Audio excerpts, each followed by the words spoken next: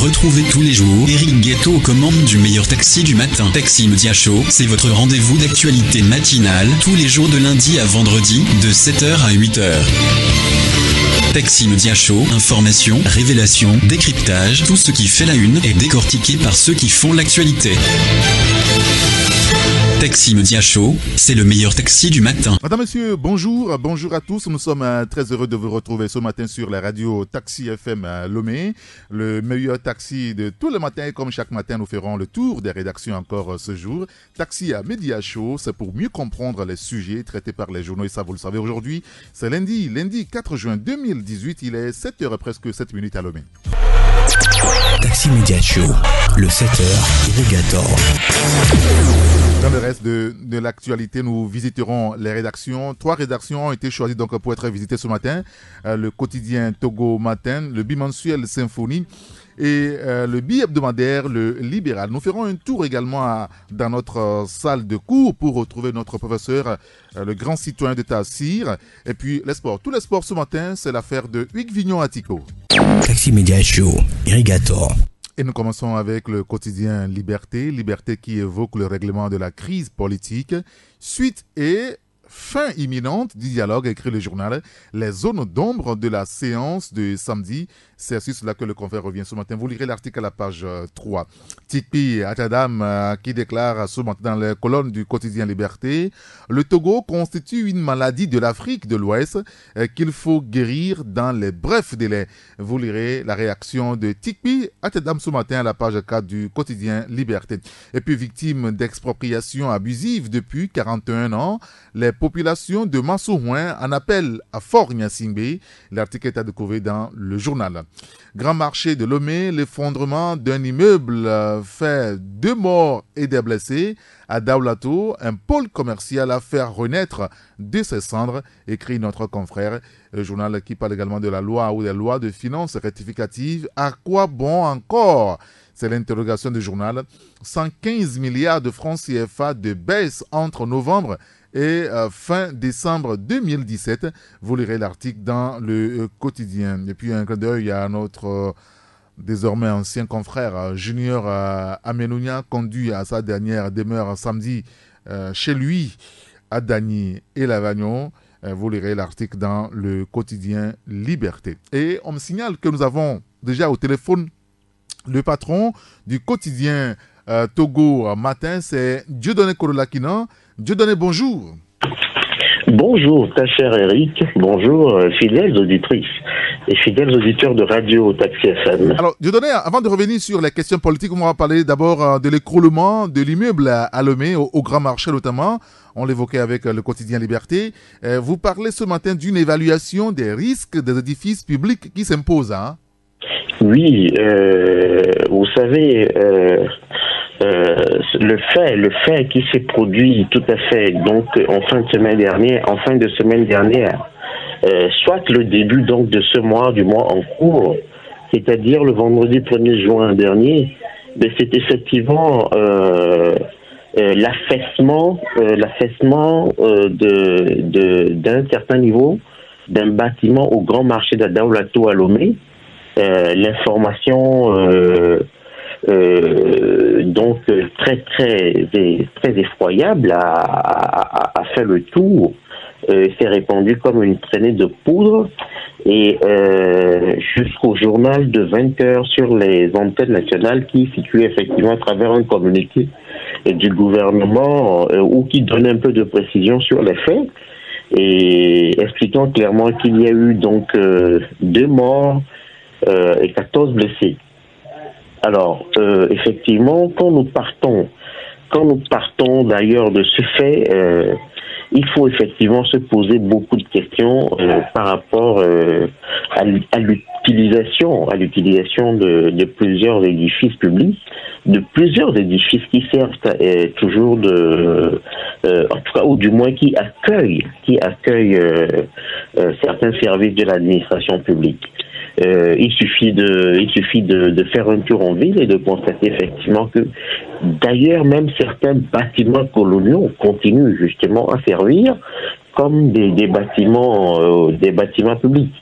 Et la question aujourd'hui est de savoir justement si les autorités de temps à autre s'exercent justement à voir combien de vies ou combien d'années restent encore à ces édifices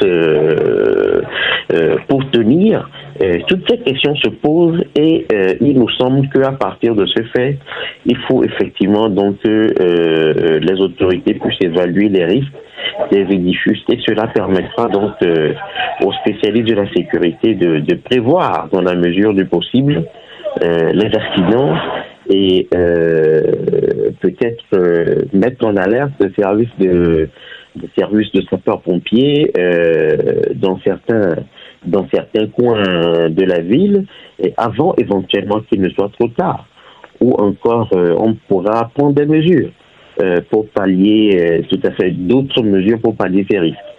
Donc on pourra effectivement aussi désormais demander ou appeler les bureaux de contrôle qui existent pour que ces bureaux de contrôle soient beaucoup plus exigeants justement en matière justement en tout cas des démarches qui sont les leurs jusqu'à la réception des bâtiments publics. Très bien. Donc oui, il y a ce fait qui nous attriste tous, et effectivement, donc, désormais, il faut que nous nous posions des questions pour effectivement que dans nos services, de tels faits ne viennent nous surprendre désagréablement. D'accord, très bien. Écoutez, on lira votre article à la page 11 et puis nous autres à 11h avec les autres confrères, nous lancerons le débat sur cette question. Politique maintenant, Dieudonné, vous parlez de courrier du CAR au parti de la coalition pour la revue du format du dialogue. L'ANC, selon vos informations, farouchement opposée. La fragmentation de la coalition est entamée là? Et il y a sans doute que le morcellement donc de la coalition est entamé. Et vous savez que le leader du comité d'action pour le renouveau, Maître Yahweh Agboibo, a fait une sortie entre guillemets une sortie médiatique lorsque ce week-end il faisait des révélations à une agence de presse, notamment l'agence Afrique Presse. Et donc selon Maître Yahweh Agboibo, le principal nœud des convenus entre donc leurs deux partis, c'est-à-dire le CAR et le comité d'action pour le CAR et l'ANC, se situerait justement donc au niveau d'un courrier que le CAR envoyait depuis le 21 mai dernier aux autres partis de la coalition, afin que le format du dialogue soit revu. Et selon donc les révélations de Maître Yahweh Agboibo, le pilotage du dialogue national en cours est désormais pris en main par la CEDEAO. Il rappelle que contrairement au dialogue national en 2006, celui-ci, donc ouvert depuis le 19 février, est sur le point d'échapper entièrement à la maîtrise des Togolais. Son issue dépendrait donc désormais de la CEDEAO et donc selon Maître Agboibo, visiblement très nostalgique donc de certains acquis de l'accord politique global, eh bien, il faut revoir le cadre. C'est parce que en raison de la configuration du cadre du dialogue en cours, tout son poids a jusqu'ici reposé sur les seules épaules du facilitateur ghanéen, qui doit par ailleurs même faire face à cette lourde charge du chef d'État du Ghana. Donc le Maître Yahweh Agboibo voit mal un peu le fait effectivement que le destin des Togolais aujourd'hui par rapport à la crise que nous vivons se trouve entre des mains étrangères.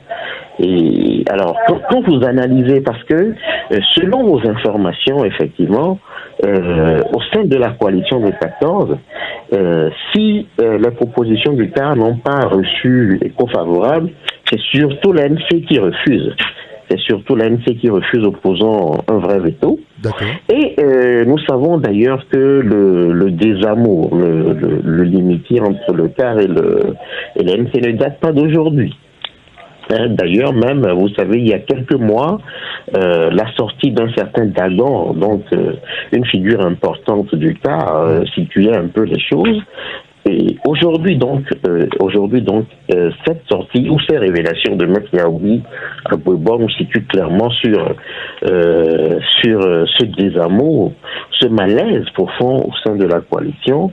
Et il est très difficile de voir un Maître Yaoui à Boiboa poursuivre, faire ou continuer le chemin avec la coalition, dans la mesure où vous savez que Maître Yaoui Boiboa s'est toujours estimé un politicien fin, un politicien fin et aguerri, mieux qu'un certain Jean-Pierre Fabre. Il faut avoir le courage de le dire.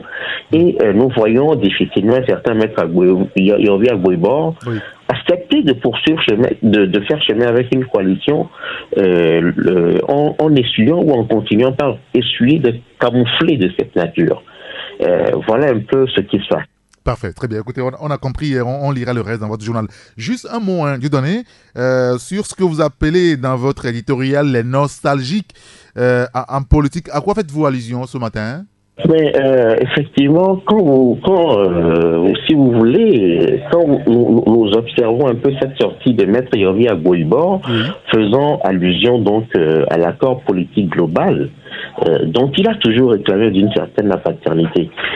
Et un peu avant Maître Yaoui Boiboa, la semaine dernière, vous savez, 3 avocats togolais ont fait une sortie en faisant des propositions qui nous replonge dans un passé remontant au début des années 90, en parlant d'un gouvernement de transition, en faisant, ou en appelant encore au retour à la Constitution 92, etc. Alors, quand nous analysons ces deux sorties, que ce soit la sortie de Maître Yaoui Boiboa ou la sortie donc de ces 3 avocats, nous retrouvons en face des nostalgiques donc de la politique d'un certain passé de la politique togolaise. Mais vous savez, la question est de savoir ce que le passé politique du Togo nous a laissé aujourd'hui comme héritage. Qu'est-ce que le passé politique du Togo nous a vraiment laissé comme héritage, si ce ne sont ces échecs de la conférence nationale jusqu'aux 22 engagements pris à Bruxelles, en passant par, si vous voulez, Colmar 1, en passant même, jusqu'à Togo Télécom 1, Togo Télécom 2. Qu'est-ce que notre passé politique nous a laissé comme succès pour justement aujourd'hui qu'on soit obligé de rappeler ce passé ou d'invoquer ce passé justement pour faire des propositions pour le futur. Nous trouvons d'ailleurs que il ne s'agit que de propositions de nostalgie de la politique togolaise, alors que effectivement notre passé ne nous a pas laissé. Si ce ne sont peut-être des leçons qu'on peut y aller chercher, des leçons de nos ratés, de nos échecs, pour nous corriger par rapport à notre présent notre présent politique, il faut affronter avec courage. Votre éditorial à lire à la page 3, c'est dans le journal Togo Matin. Vous parlez également des nouvelles manifestations de la coalition de 14. Le gouvernement déplore la violation des mesures prises par le facilitateur. On lira tous ces sujets dans votre journal, le quotidien Togo Matin. Merci beaucoup, Dieudonné Kodolakinan. Merci beaucoup, très cher Eric. Bonne journée et bonne semaine à vous. Allez, bonne journée à vous également. Merci beaucoup. Taxi FM 93.1. Il y a le billet hebdomadaire, le correcteur qui est aussi dans les kiosques ce matin. Crise politique, nouvelle rencontre à Lomé. La commission de la CEDEAO s'associe aux facilitateurs, écrit le journal. Fin de mandat à la CEDEAO, le camouflet total, conclut le journal. Vous lirez ces 2 articles à la page 3. Remobilisation de la lutte pour la démocratie et l'alternance. Tikpi, Achadam parle à l'armée. Le Togo constitue une maladie de l'Afrique de l'Ouest. Le confrère qui nous propose là aussi l'intégralité de la déclaration du patron du PNP, Tikpi Hatchadam, c'est à la page 4. Face aux dérives tous azimuts à l'université de Lomé, les enseignants-chercheurs en grève toute la semaine. C'est ce que révèle ce matin le confrère. Et puis le journal revient aussi sur le drame au grand marché de Lomé. L'effondrement d'un immeuble fantôme fait 2 morts et 14 blessés. Vous lirez l'article dans le bi-hebdomadaire Le Correcteur. L'autre bi-hebdomadaire aussi dans les kiosques ce matin, c'est Le Libéral. Et nous avons au téléphone le patron de ce journal, Fabrice Petiesi. Fabrice, bonjour. Bonjour à toi Eric et bonjour également à tous les auditeurs. Merci de nous avoir rejoint Fabrice. Et ce matin dans votre éditorial, vous évoquez le cas de la Côte d'Ivoire et du président Alassane Dramane Ouattara à dos et la tentation du 3e mandat, Fabrice. Oui, bien évidemment, nous sommes partis un peu de cette interview qu'il a accordée à l'hebdomadaire Jeune Afrique, interview qui va donc paraître aujourd'hui, dont on a déjà plus ou moins le contenu, et puis cette réponse par rapport à la question sur son avenir politique après 2020. Vous n'êtes pas sans savoir que le président ivoirien va boucler 2 mandats. Et même si la constitution ivoirienne ne l'interdit pas de briguer un nouveau mandat, tout le monde s'attendait à ce que Alassane Ouattara donne plus ou moins l'exemple, vu son âge également, de faire 2 mandats et s'en aller, mais il sème un fou artistique autour de son avenir politique en disant qu'il se prononcera à un moment opportun. Et nous disons qu'il y a de fortes chances que l'homme brigue un 3e mandat parce qu'il y a des éléments dans la mesure où lors de l'élaboration de la nouvelle constitution, ils ont pris les mesures de ne pas limiter le mandat présidentiel dans la constitution ivoirienne. Moi, à partir de ce moment-là, on s'est dit qu'en réalité, c'est une initiative quand même qui devrait bénéficier à celui qui a pris l'initiative de la révision constitutionnelle, alors que c'est lui l'initiateur. Et donc, nous disons qu'il y a de fortes chances que, sauf surprise, il y a de fortes chances que Alassane Ouattara brigue un 3e mandat. Par rapport à la situation politique dans son pays, où on a l'impression qu'après lui, ça risque d'être le déluge. Et donc, nous avons fait un éditorial là-dessus en disant que même si il avait donné au départ l'impression de ne pas être intéressé par le pouvoir après avoir fait 2 mandats, le 3e mandat est toujours tentant et il risque également d'être tenté. Alassane Dramane Ouattara tenté par un 3e mandat en Côte d'Ivoire, vous l'évoquez, on lira votre éditorial à la première page déjà. Et puis, la situation politique au Togo, la commission de la CEDEAO a multiplié des rencontres bilatérales le week-end. Est-ce que nous allons, Fabrice, vers un nouveau round de dialogue? Oui, ça en a l'air, parce que lorsque on croyait que la question du dialogue était complètement enterrée, mais le week-end dernier, on a eu quand même cette commission de la CEDEAO qui a rencontré en aparté les différents protagonistes, le gouvernement, le pouvoir en place et puis la coalition des 14 partis politiques. Alors au niveau du gouvernement, je crois que les dispositions restent toujours les mêmes en ce qui concerne la volonté du gouvernement de maintenir l'ordre dans le pays tout en préservant les libertés publiques. Et le gouvernement également, le pouvoir également qui se dit favorable à ce que décidera la CEDEAO par rapport à ce qui sortira de sa feuille de route. Alors du côté de l'opposition, on se dit également, les positions n'ont pas également tellement évolué. Même si on a oublié la question de la démission du chef de l'État, et on parle d'une transition politique qui passera pratiquement les bras et tout sera fait sans lui. Alors, à cette allure, nous disons que même s'il y a des chances qu'il y a encore un round par rapport au dialogue, ce sera sans doute le dernier, parce que dans la mesure où les positions n'ont pas évolué, on obtiendra sans doute les mêmes résultats, et comme on le dit souvent, les mêmes causes produisent les mêmes effets. Et donc, aujourd'hui, certes, il y a les chances qu'il y ait ouverture du dialogue, mais ça risque d'être également un round de plus qui n'apportera rien, qui sera sanctionné d'un échec comme les précédents. D'accord, très bien. Et puis, la lutte contre la déforestation et la dégradation des sols, près de 3 millions de dollars accordés au Togo, vous en faites mention. Et puis, cette alerte que vous donnez ce matin, Fabrice, de violents affrontements entre les populations signalées dans l'ouest de Dankpen à la frontière Togo-Ghana, c'est vrai? Oui, nous avons eu quand même cette alerte, même si pour l'instant, du côté, sur le plan officiel, les autorités togolaises n'ont pas encore eu une réaction officielle par rapport à tout ce qu'on a eu comme image horrible balancée sur les réseaux sociaux depuis hier. Et vous savez que dans cette localité, ce n'est pas la première fois. Il y avait déjà eu une situation pareille pour un litige foncier du côté du Ghana et les combats du Ghana qui s'affrontent à une autre ethnie sur le territoire ghanéen. Et ce qui fait que très souvent, les combats du Togo parfois viennent en appui à leurs frères qui sont du côté du Ghana et ce qui entraîne souvent une certaine guerre civile avec beaucoup de morts. Pour l'instant, les autorités n'ont pas encore bien réagi, n'ont pas réagi pour dire clairement ce qui se passe dans cette localité-là. Mais il faut dire que pour l'instant, les images qu'on a envoyées ça et là sont très horribles. Et il va falloir que les deux pays prennent des dispositions pour arrêter cette escalade de violence dans cette localité où on en a très souvent l'habitude d'avoir ce genre de situation, surtout sur des questions liées au foncier. Très bien, écoutez, on lira l'article dans votre journal et puis vous aussi vous revenez sur le drame au cœur du grand marché de Lomé.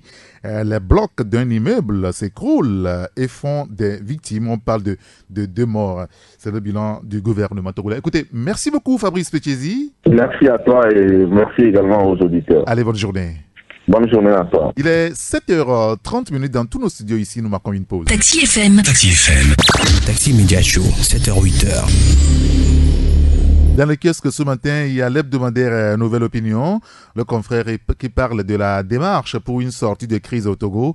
Le ministre Gilbert Bawara parle de la rencontre de la commission de la CEDEAO avec les protagonistes. Vous lirez l'article à la page 3. Reprise prochaine du dialogue et marche annoncée du G14. Encore des incompréhensions entre le PNP et la coalition. C'est une interrogation du journal. Vous lirez l'interrogation à la page 3. Fin des travaux à CPUE à Lomé. Le Togo reçoit l'onction de ses pairs pour présider le groupe des négociations. Le journal en parle. Et évoque aussi le mariage des enfants et les violences de genre en milieu scolaire. Le CONAP et Plan Togo déterminé à prendre le taureau par les cornes. Le confrère revient donc sur le sujet puis sur l'inauguration du 4e lac de Lomé. L'Union européenne réaffirme son engagement à soutenir le gouvernement togolais. Vous lirez tous ces sujets dans le journal La Nouvelle Opinion. Le confrère qui parle aussi sport avec la 26e journée du championnat national de football de première division. Maranatha d'Amélie Gabriel épingle Unisport de Sokodé 1-0. D'ailleurs, on reviendra sur le sport tout à l'heure vers la fin du magazine. Ce qui est là, c'est Yves Gallet. Voilà, c'est lui le patron du bimensuel Symphonie. Yves, bonjour. Bonjour Eric. Merci de nous avoir rejoints Yves. Et ce matin, vous revenez sur les revendications salariales. Nous sommes dans le milieu judiciaire. Les magistrats en cessation partielle de travail du 12 au 15 juin prochain. Oui Eric, c'est vrai.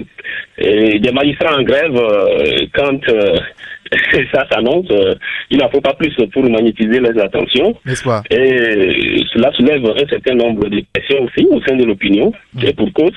Et cette corporation qui relève du troisième pouvoir dans l'État, il dispose d'un statut particulier et qui la distingue des autres.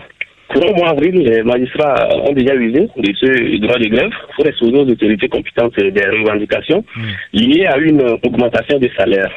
Ayant attendu en bien un écho favorable, et ceux-ci décident de se faire entendre à nouveau. Et les magistrats réclament tout juste une régularisation d'une erreur dont ils sont victimes relativement aux 290 points d'indice. Et ils ont constaté que la trêve de 2 semaines observée après la grève du mois d'avril dernier pour permettre un dénouement définitif et que de leur revendication salariale n'a pas porté ses fruits. C'est pourquoi ils lancent une seconde série de cessations partielles des activités juridictionnelles. D'accord. Et cette cessation partielle de travail est pour la semaine du mardi 12 au vendredi 15 juin 2018, et soit 4 jours de grève. Déjà ce lundi, un préavis de grève sera déposé sur la table de l'autorité. Et rappelons que la grève des magistrats est une action licite pour ceux qui et en tout cas, en raison de leur statut de fonctionnaire et d'agent de l'administration publique. Et en effet, l'article 9, alinéa 1 de la Constitution togolaise, dispose que le droit de grève reconnu aux travailleurs s'exerce dans le cadre des lois qui le réglementent. Par cette disposition, la Constitution togolaise consacre donc absolument le droit de grève en faveur de tous les travailleurs sans exception aucune et classe ce droit dans la catégorie des droits et libertés fondamentaux des citoyens. Ce qui veut dire que, quel que soit le régime juridique d'un travailleur, qu'il soit travailleur du secteur privé ou du secteur public, la Constitution lui reconnaît ce droit sacré, qu'est le droit de grève. D'accord, très bien. Écoutez, on lira votre article à la page 7. Vous parlez également du dialogue politique, dialogue togolais, un nouveau round de discussion en perspective. Yves, la coalition des 14 à l'épreuve du réalisme de la responsabilité aujourd'hui? Oui, samedi dernier, des discussions conduites par Jean-Claude Brou, président de la commission de la CEDEAO, ont réuni les protagonistes de la crise politique en vue de l'élaboration d'une feuille de route à soumettre aux deux chefs d'État facilitateurs dans le dialogue togolais. Et pour la résolution de cette crise qui est en train de traverser petit à petit le temps. Dans l'ensemble, disons que les discussions se sont très bien passées. Et aujourd'hui, compte tenu de la gravité de la situation économique au pays, la moindre avancée réalisée au cours de ce dialogue réjoui et rempli d'espoir chaque Togolais, mais très vite et souvent, l'espoir cède à la déception et pire à la psychose. Raison de plus que pour cette fois-ci, bon nombre de Togolais lassés par le statu quo en appellent au bon sens des protagonistes, mais particulièrement, ils exhortent l'opposition et la coalition des 14 à se montrer responsable et réaliste afin de garantir les chances d'une sortie de crise. Il faut rappeler qu'au bout des négociations, la commission de la CEDEAO, sur la base des travaux des facilitateurs, va formuler quelques recommandations. Et l'on se demande déjà si ces recommandations ne poussent pas les convictions des acteurs de la C14, qu'adviendrait-il? La C14, vous le savez, est bien connue pour être très rigoureuse et désobligeante même envers les acteurs de la communauté internationale, auteurs de discours qui ne poussent pas leur perception des choses.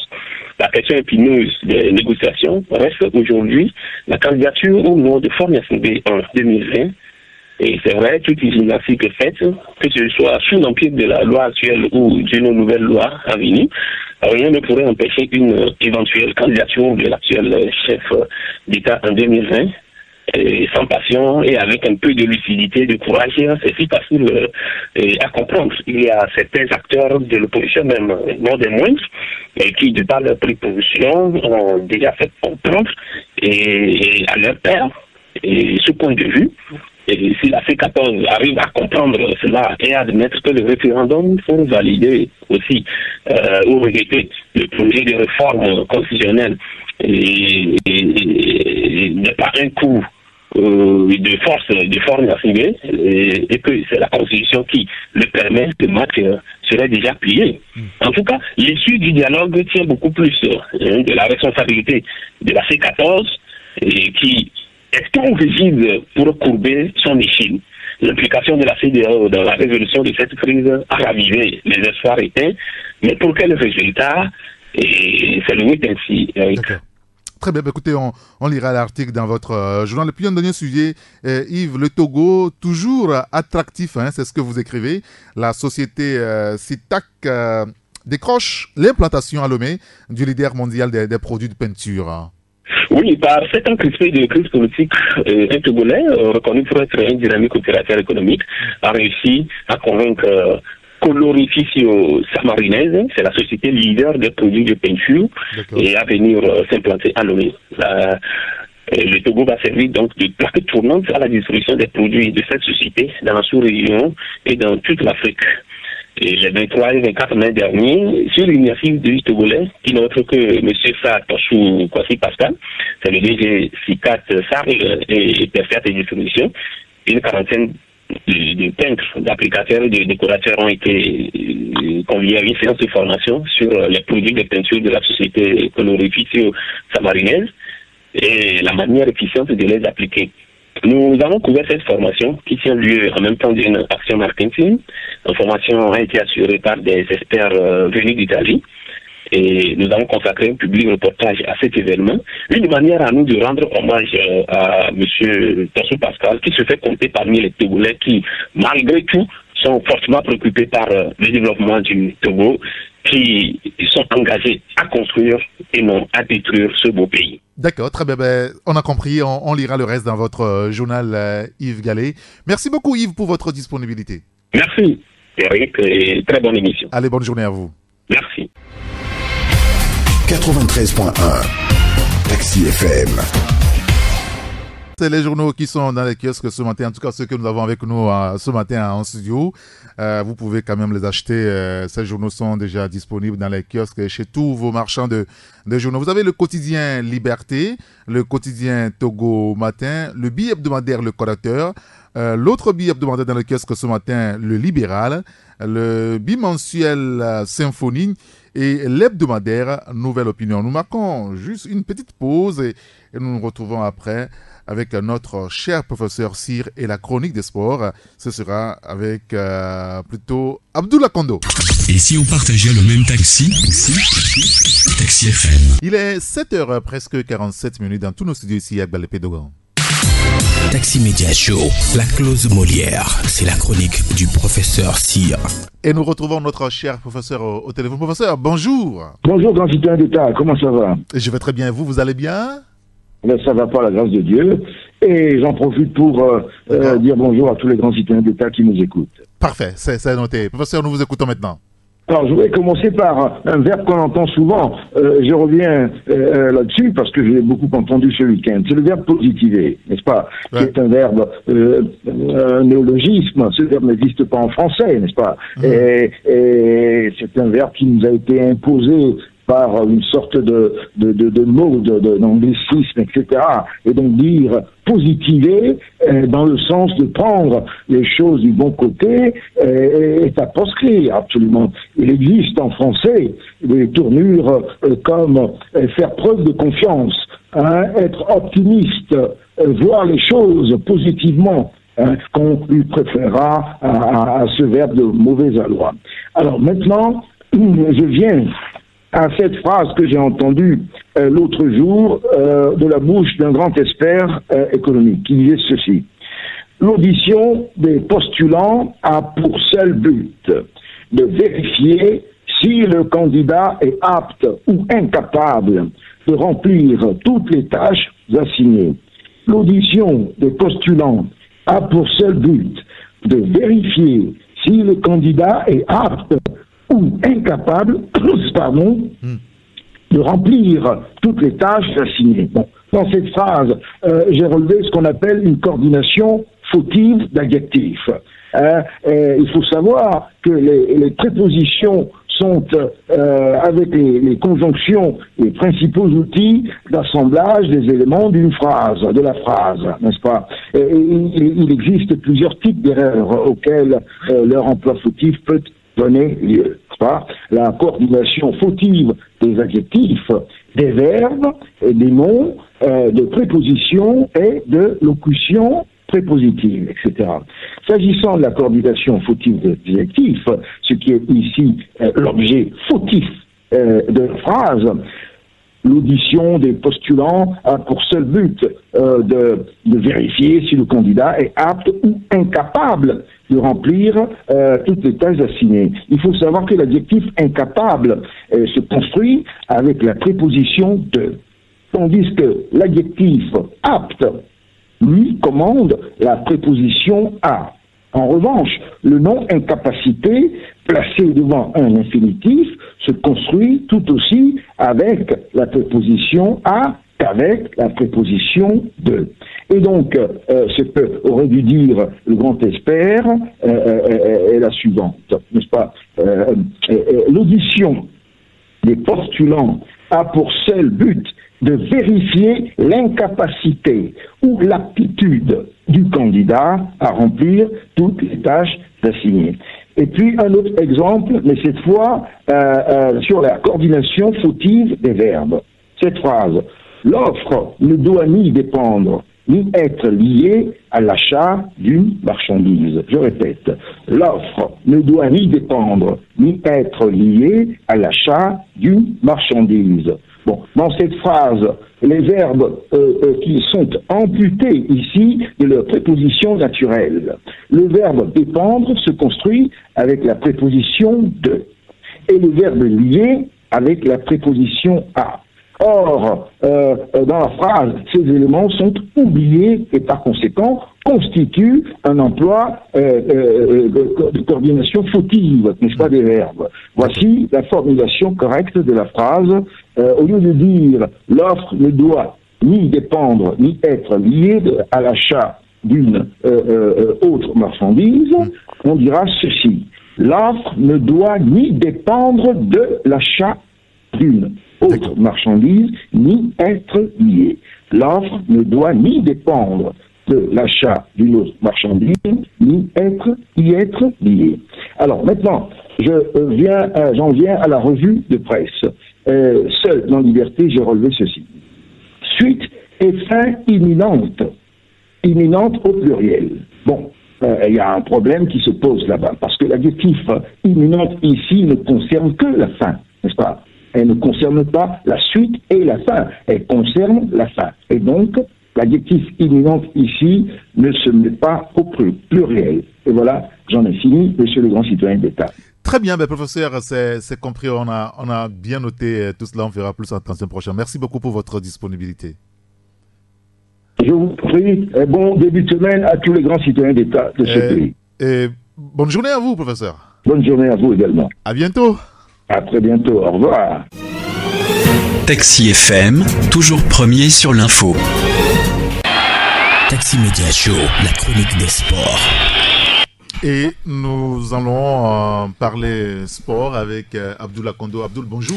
Bonjour Saint-Thierry Gato. Alors, on va commencer avec la première division togolaise. Nous sommes en football avec un coup d'arrêt, il faut le dire, pour les leaders Koroki de Tchamba et son défunt Gobineau de Palimé. Exact, Eric. Au total, 6 victoires, dont une en déplacement et 2 matchs nuls. À Takpamé, Koroki Métété s'est fait battre 1-0 par les Lions du Mont Barbabassar. Jean-Marie Lebrun, notre correspondant, a vécu le match pour nous, pour Taxi FM, suivant son résumé. Un but assassin de Latify Kamarou presque à la fin du temps additionnel permet à Dikinti de Bassar de prendre le meilleur sur le leader Koroki de Tchamba. L'on s'acheminait tout doucement vers un match nul. Les spectateurs quittaient même le terrain. Les curieux debout dans les tribunes attendaient avec impatience le coup de sifflet final de l'arbitre Atioubé Kwasi pour le constater quand subitement le cri de la victoire, annonçant donc le but, et c'est vrai. Sur une bévue de la défense de Koroki, Latify Kamarou anticipe et d'un joli geste de corps réussit à battre le goal de Tchamba. Soumani Fadil qui n'a fait que constater les dégâts. 1-0. Cette victoire de haute nuit, les Lions du Mont Barbabassar l'ont arraché au bout de cette rencontre et le leader Koroki ne s'est constaté que de cette domination sans frein. Taxi FM à Tapamé, Jean-Marie Leblanc. Allô. Depuis Atakpamé, notre reporter Jean-Marie Leblanc a Lomé d'abord au municipal Laïs Togoport a atomisé les Showboys de Palimé 3-0. Après une première mi-temps plutôt calme, c'est en seconde période que les choses se sont accélérées pour voir l'équipe de Palimé s'incliner devant les portueurs. Adrien Kossidien, coach adjoint de Laïs Togoport, relativise cette belle victoire de son propre équipe. Moi, je ne dis pas que c'est une victoire facile, parce que vous avez vu notre effectif. Il y a beaucoup de joueurs qui sont absents. Mais cette semaine à l'entraînement, on s'est dit que quand l'effectif est réduit, c'est en ce moment qu'on joue un beau football. Et les joueurs nous ont prouvé cet après-midi que quand il n'y aura pas Issifou, il n'y aura pas Hakim, il n'y aura pas Kové, les autres peuvent jouer et on va gagner. Adrien Kossidien, entraîneur adjoint de l'AS Togoport. Un véritable coup d'arrêt pour les protégés de Winnie Dogbaté qui vont devoir vite oublier ce match. Adika Kwame, technicien de Showboys de Palimé. Comme vous l'avez constaté, c'est un coup dur. Oui, on ne s'attendait pas à cette défaite. Au début, tout allait bien. Un coup de sifflet peut tout changer. Et vous avez vu avec moi, la sortie de mon capitaine a tout changé. Il est bien vrai qu'on a refait des placements. Mais jouer contre Astogo, c'est une grande équipe. Une petite faille peut leur remonter le moelle. Ils ont trouvé la faille. Donc je peux dire qu'ils ont gagné. Je le prends fair play. Et la bataille continue. Vous venez d'écouter à l'instant Dika Komi, technicien de Showboys de Kpalimé. L'autre match de Lomé, c'était à la bonbonnière volcanique d'Agoenive où la SOTR recevait la lanterne rouge Kotoko de Lavier. Écoutons d'abord le résumé de Steven Lavon, notre représentant là-bas. Les dynamiques étaient presque les mêmes pour les deux équipes avant l'entame de cette confrontation de la 26e journée du championnat national de première division du Togo entre la SOTR de Lomé et Kotoko FC de Lavier. Si les Porcs épiques l'antenne rouge au classement ont dominé Fouadan 2-0 lors de la précédente journée, les receleurs ont ramené un bon point du grand stade de Kpalimé devant Gomedo. L'occasion donc de capitaliser à domicile. L'entame de match est idéale. Les hommes de Nieni Sebabi ont le ballon, mais n'arrivent pas à se créer des occasions franches dans un jeu qui a souvent penché à gauche avec Diomandé Kader et autres Kirs Djaha Junior. Kotoko, bien en place, sort la tête de l'eau. Sur un coup franc à la 40e, Yakubu Moutalibou manque le cadre. À la 44e minute de jeu, le même Yakubu Moutalibou se retrouve dans un mauvais coup pour son équipe. Sur une balle en cloche, le défenseur tente de retrouver son gardien de la tête. Il va retrouver le ballon dans ses propres filets. 1-0 pour les SOTR à la pause. Au retour des vestiaires, le scénario est toujours le même. Les hommes de Nieni Sebabi ont le ballon mais n'arrivent pas à corser l'addition. Derrière, Kotoko essaie de profiter des contre-attaques et des erreurs défensives de son adversaire. Ce sera mission accomplie à la 60e minute lorsque sur une hésitation de Moglo Koko et ses coéquipiers, Humpati Kodjo lobe le gardien Adam Sherif. Nieni Sebabi essaye par tous les moyens de revenir dans cette partie et de l'emporter. Degli Mensan, Mani Ougadja et autres d'Idéal Abdou Rahman rentrent en jeu mais n'arrivent pas à changer le cours de la rencontre. Score final, 1 pour les SOTR, 1 pour Kotoko de Lavier. Steven Lavon de la bonbonnière volcanique d'Agoenive et pour Tassi FM Lomé. Merci beaucoup à Steven Lavon qui a suivi pour nous le match ASOTR Kotoko de Lavier. Jusqu'à 8h15, Taxi Media Show. Nous allons maintenant écouter les acteurs de ce match ASOTR Kotoko de Lavier. Abdullah. Évidemment, ce match nous le fait surprendre Nieni Sebabi, le technicien des Zotériens. Sincèrement, je n'ai pas compris mon équipe aujourd'hui, pas compris mes joueurs. Je ne sais pas s'ils ont sous-estimé l'adversaire, je ne sais pas. En première mi-temps, l'adversaire a joué dans son camp. On les a rappelés à circuler, sortir le ballon pour les faire sortir, mais malheureusement, ils ont continué pas à balancer. On n'a pas eu gain de cause, sauf que sur l'erreur du gardien, on a ouvert le score. Nous sommes revenus et l'adversaire a toujours continué pas à jouer dans son camp. Il a procédé par les contre-attaques sur un malentendu de la défense centrale et du gardien. Ils ont scoré et sont revenus au score. Je pense que c'est un match qu'on va tirer beaucoup de leçons. Vous venez d'écouter Nieni Sebabi, technicien de la SOTR, tout surpris. Une équipe des Porcs épiques qui se reconstitue peu à peu, même si la relégation en deuxième division est plus que certaine. Kassim Giazou, coach de Kotoko de Lavier. Pour le moment, nous sommes en train de revenir. Les résultats commencent petit à petit à venir.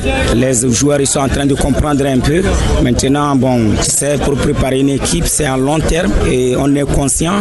Nous, les techniciens, on est en train de voir un peu le travail qu'on est en train de faire. Et c'est dommage qu'on tend vers la fin de la saison, mais ça ne fait rien. Une équipe, ça se prépare. On est conscient de l'avenir aussi, ce qui nous attend.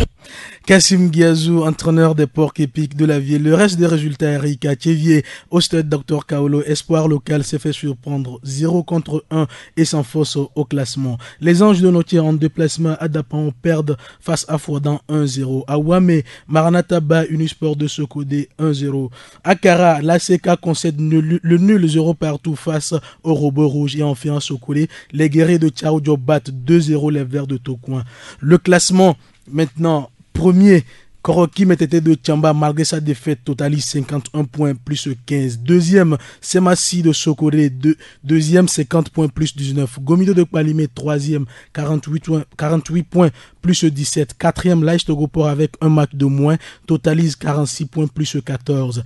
Cinquième, le Dynamique Togolais, 43 points plus 10. Sixième, l'ASK de Kara, 40 points plus 8. L'AS OTR est 7e avec 40 points plus 4. 8e Maranatha de Fiokpo qui a 39 points plus 3. 9e Ange de Ngotier, 34 points moins 8. 10e Bikinti de Bassar, 34 points plus 3. 11e Asco de Kara, 34 points moins 5. 12e Unisport de Sokodé, 26 points moins 7. Dans la zone rouge, nous avons 13e Fouadan de Dapaon avec un match de moins qui totalise 23 points moins 10. 14e Agaza de Lomé, 22 points moins 16. 15e Espoir de Thévier, 21 points moins 15 également. Et 16e bon dernier Kotoko de Lavier 13 points moins 30. On va maintenant parler du tournoi FestiFoot de l'intégration. Média FC éliminé de la course pour le titre. L'affiche de la finale, on va dire, sera entre le MENA et les Lions Indomptables. Effectivement, Eric Gato, Cameroun-Niger, c'est l'affiche de la grande affiche de la 10e édition du tournoi FestiFoot de l'intégration. Le Niger a validé son billet pour la finale en battant largement Média FC 4-0. Pour Fazio Galé, l'entraîneur adjoint de Média FC, c'est une défaite logique au vu de plusieurs situations. On est passé carrément à côté de cette rencontre-là qui devait normalement nous amener en finale. C'est le football, le meilleur a gagné, donc on ne peut que les féliciter et leur souhaiter bonne chance. Qu'est-ce qui n'a pas marché aujourd'hui? Effectivement, on a misé sur certains joueurs qui nous ont fait défaut, et certains qui étaient partis aux obsèques de notre cher frère Junior. Il s'est arrivé certains disent qu'ils sont fatigués. Voilà, ils ne sont pas donnés à fond, mais ce ne sont pas les raisons. C'est qu'aujourd'hui, ça n'a pas été, on n'a pas joué. Fazio Galé, entraîneur adjoint de Média FC, l'entraîneur de l'équipe du Niger, Yaya Abdou, fait l'analyse de ce match et se projette d'ores et déjà sur la finale. Au début du match, on a craqué un peu parce que les enfants sont en train de discuter sur le terrain. Mais après avoir parlé un peu, on se comprend et on a fait ce qu'on a pu faire pour rester ensemble, pour jouer le match. Qu'est-ce qui a fait que vous avez marqué 4 buts à Média FC? Ce qu'on a fait, qu'on a marqué les 4 buts parce qu'on joue ensemble. C'est pas tout le monde qui cherche à marquer, on cherche, tout le monde cherche à donner. On veut la victoire, donc on n'a pas cherché à jouer individuellement, on a joué en professionnel, on a pu marquer les 4 buts.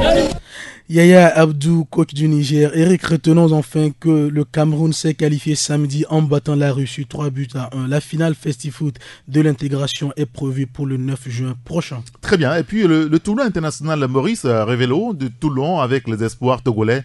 Les espoirs togolais qui n'ont pas pu enchaîner malheureusement. Ah oui, nos éperviers n'ont pas pu faire mieux qu'une 3e place en phase de poule. La faute à cette défaite 0-2 face aux Bleus de France samedi. Ici, la bande à Jean-Paul Abalo-Dossé a timidement démarré cette compétition avec un nul partout face aux Écossais. Ils vont susciter la curiosité en battant la Corée du Sud 2-1 lors de la 2e journée et se classer premier à l'issue de cette journée. Mais cette contre-performance face à la France verra le parcours de nos ambassadeurs s'arrêter en si bon chemin. Pendant ce temps, les espoirs écossais dominaient 2-1 les espoirs coréens. Les espoirs sud-coréens. Au classement, premier, l'Écosse avec 7 points, deuxième la France avec 6 points et notre Togo avec 4 points en 3e position. Dernier et bon dernier, la Corée du Sud. Et puis on parle maintenant basketball avec la Coupe du Togo. On connaît le vainqueur. Et c'est le Dynamique togolais qui s'adjuge du trophée du champion du Togo en hommes. C'était hier au municipal de Lomé. Après l'étape des demi-finales, toujours hier, où le champion s'est débarrassé de Kaba de Kara 65 à 48 plutôt, ils affrontent en finale BBC de Thévier Tombeur de Gomido de Kwalimé 63-39. Et c'est donc logiquement que les robots rouges vont battre BBC 64-41 en finale et remportent la Dame Coupe du Togo. Et puis tournoi toujours au chapitre sport demain, la 3e journée du championnat de handball Lomé Golf. Alors les scores samedi en junior, les filles Olympia Africa s'est imposée face à Millennium 11-8. En cadet garçon, Bulls bat Liberté 41-31. En dame senior, Bulls se débarrasse de Millennium 22-20. Dimanche maintenant, chez les cadets hommes, l'entente 2 sur classe Dauphin 48-23. Chez les juniors filles, Aqua éclate Dauphin 38-3. Et enfin, en senior homme, Liberté bat Dauphin 42-18. Très bien, et ce sera tout pour le sport. Merci beaucoup Abdoul Akondo. C'est la fin de Taxi Média Show de ce lundi. Merci à vous qui nous avez donc suivis. Merci également à Dia Prosper qui a assuré la coordination technique du magazine. Juste après nous, vous retrouverez Emmanuel Afanyangwe pour la suite et la fin de la matinale. À 9h, la salle de rédaction vous retrouvera avec Hugues Vignon Atikpo pour le bulletin d'information. À 9h10, le journal Anévé avec Joël Roniglo. Nous autres, on vous retrouvera à 11h pour Taxi Presse avec les confrères où nous reviendrons sur l'actualité socio-politique de notre pays. D'ici là, portez-vous bien. Au revoir. Taxi FM 93.1, au cœur des grands événements.